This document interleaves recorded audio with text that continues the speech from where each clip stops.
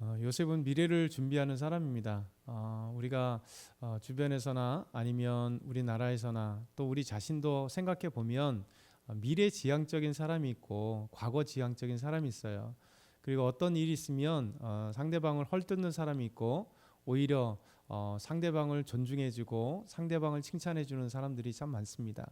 그러니까 사실은 이 땅에 또 이 세대에 가장 필요한 사람들, 또 우리 주변이나 우리 자신이 필요한 사람 뭐냐면 현실에서 충실하되 미래를 준비하고 미래를 생각하는 사람이 가장 좋은 사람이죠. 요즘에 대선에도 마찬가지로 많은 이제 후보자들이 여러 공약들을 얘기하고 그 하는 얘기가 다 그런 거잖아요. 우리가 어떻게 살아갈 것인가, 또 미래를 어떻게 준비할 것인가, 이런 것들이 이제 리더들의 준비성이죠. 이 나라가 어떻게 발전했으면 좋겠고 이 나라가 어떻게 살아갔으면 좋겠다, 이런 것들이죠.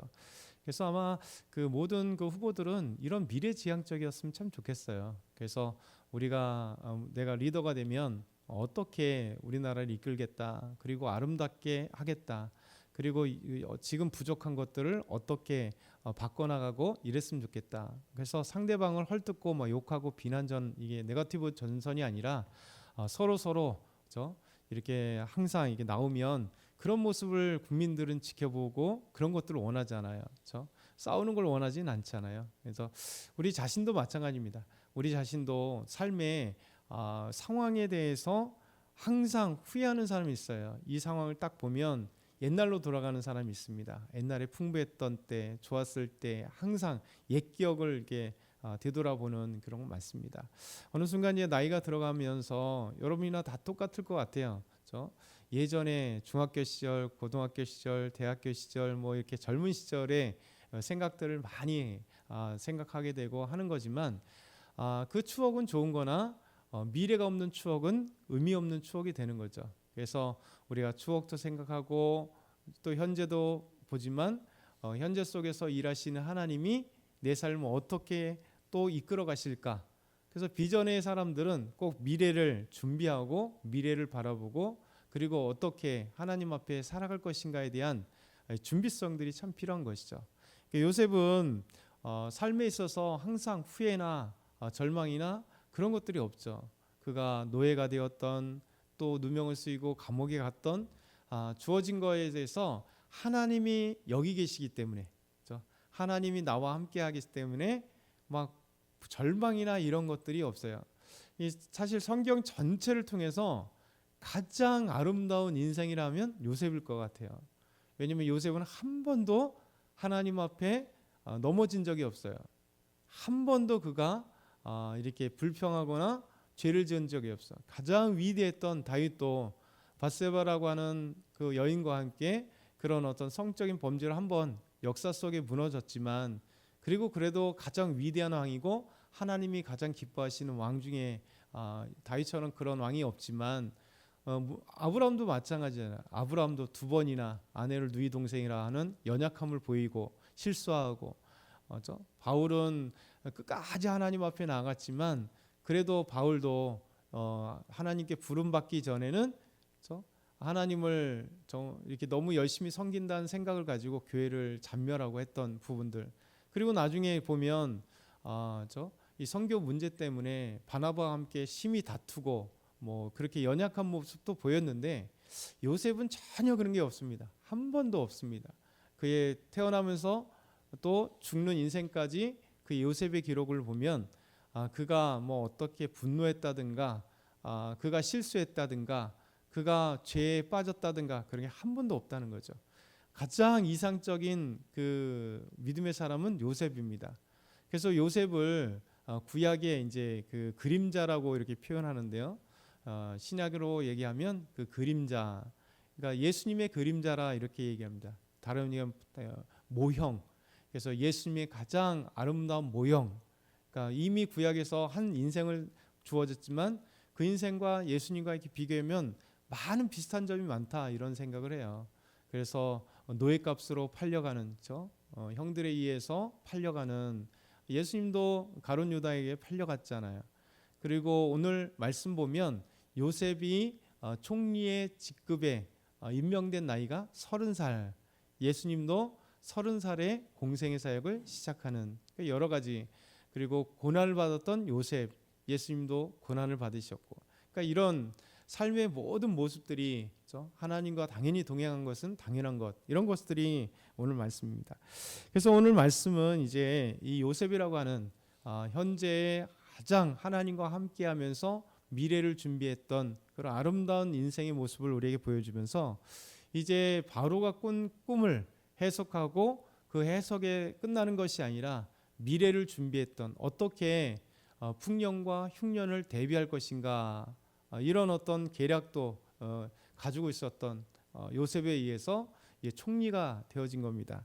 그리고 총리가 되었을 때 이제 그것으로 그치는 것이 아니라 이제 실제 하나님께서 이 두 번의 꿈을 하나님이 신속하게 일하실 것이 이제 시작되었을 때 요셉은 총리에 걸맞게 이 일들을 잘 준비해 나가는 것을 보게 되죠.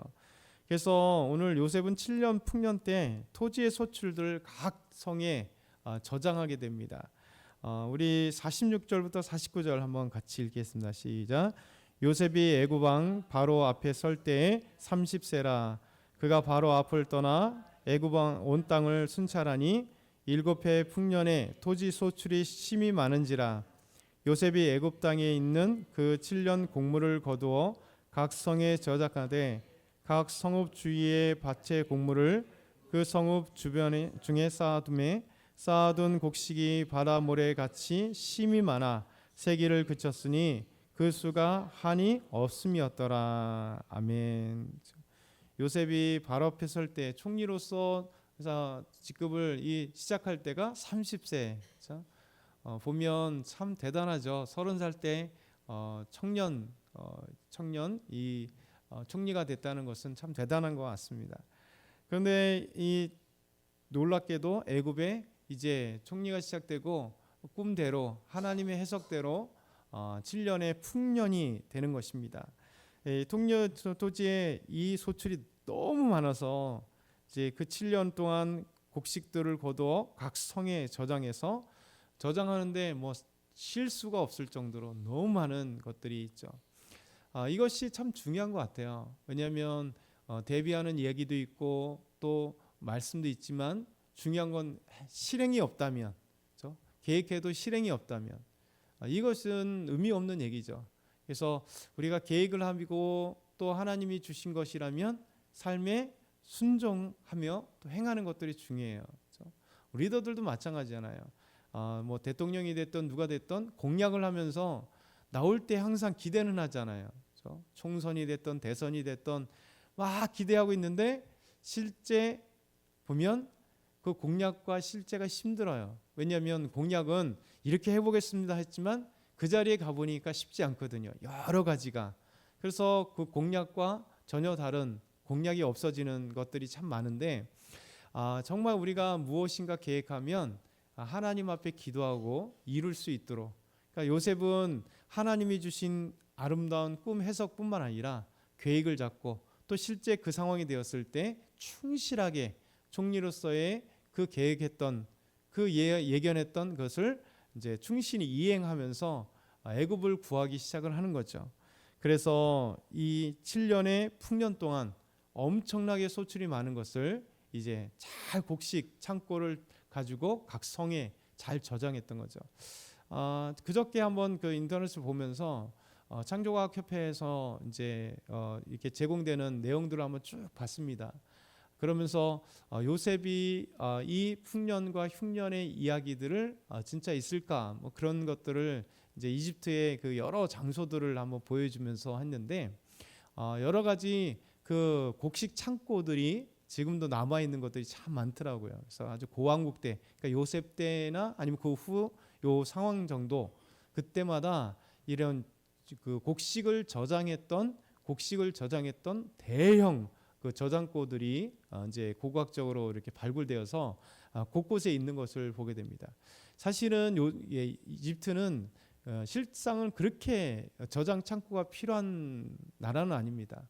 왜냐하면 우리가 아는 나일강이 9월부터 이렇게 범람하기 시작하거든요. 9월, 10월, 지금 8월 정도부터 8, 9, 10, 11월 정도 범람해서 이제 홍수가 일어나요. 그 홍수가 일어나고 그 홍수 때문에 이제 주변에 땅들을 다 홍수가 적시고 나서 그 물이 빠지고 나면 그때 저 리비아 위에서부터 시작해서 청나일과 백나일 그 꼭대기부터 시작해서 수천 킬로로 내려오는 그런 퇴적토가 이 나일 그 이집트에 이렇게 쭉 흘러가면서 이 그 홍수 때에 주변의 땅에 그 충족토를 탁 쌓아놓는 겁니다.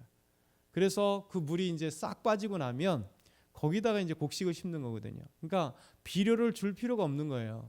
줄 필요가 없는 거예요. 그래서 자연적으로 이 홍수가 매 해년마다 홍수 이후에 곡식을 심으면 이집트는 그래서 다른 데가 다 사막이지만 나일강 주변에만 이렇게 곡식을 재배해도 항상 풍년인, 그래서 나일강이 정말 놀라운 축복의 땅인 거죠. 근데 지금은 이제 아수안 댐이나 이렇게 댐을 건설해서 이런 상황이 없어져 버렸어요. 왜냐하면 이제 홍수가 더 이상 없기 때문에 이런 자연적인 아름답게 좋은 풍족한 토양이 없어져 버린 이런 아쉬움이 있지만, 예전에는 댐이 생기기 전에는 항상 홍수가 그들에게 있어서는 축복의 홍수가 되는 거죠. 그래서 이렇게 해년마다 그들은 이 홍수 때문에 자연스럽게 곡식을 심고 그 다음에 소출이 많았기 때문에 거대한 저장 창고가 그렇게 있을 필요가 없는 것이죠. 근데 왜 고대에 그렇게 거대한 곡식 창고를 세웠을까라는 그런 어떤 생각들을 갖고 성경의 말씀을 보면 당연히 요셉 때나 이런 큰 흉년을 대비할 수 있는 그런 일이 있고 나서 있지 않을까, 이런 어떤 창조과학협회 그 유명한 이제 우리나라뿐은 아니고 해외의 유명하신 고고학자가 그런 이집트의 그 여러 곳곳들을 소개하는 것을 한번 보았습니다. 결국 이제 요셉은 이렇게 풍년 뒤에 흉년을 잘 준비했던 모습이 되겠죠. 두 번째 보면 참 요셉의 아름다운 모습을 우리에게 보여줘요. 요셉은 두 아들을 낳는데요, 그 아들의 아름다운 신앙의 이름을 그들에게 놓죠. 그게 50절에서 52절. 흉년이 들기 전에 요셉이 두 아들을 낳았습니다. 어제 말씀처럼 온의 제사장 보디베라의 딸 아스낙과 결혼하고, 이 아스낙에서 두 아들이 있는데요, 첫째 아들의 이름을 장남의 이름 므낫세라고 얘기합니다. 므낫세는 잊어버림이에요. 잃어버림.